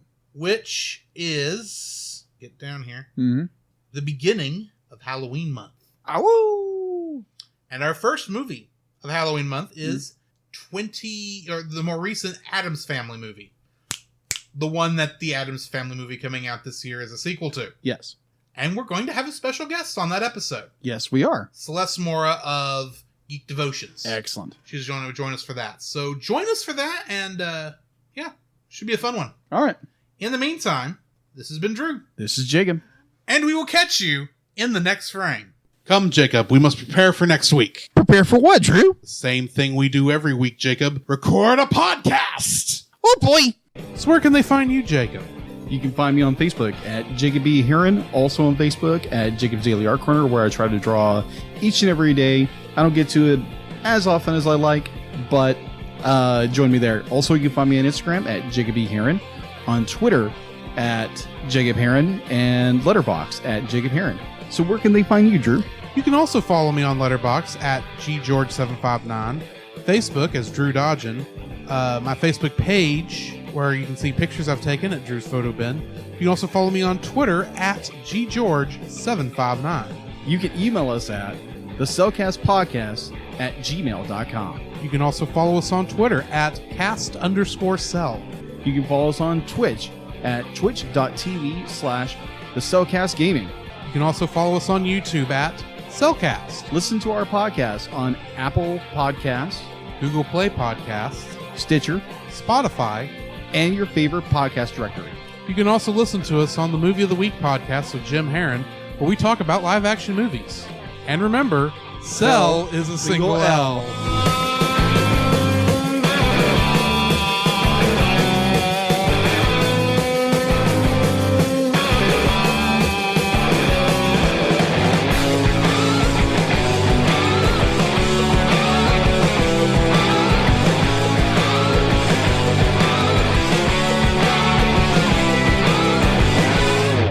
You're too slow.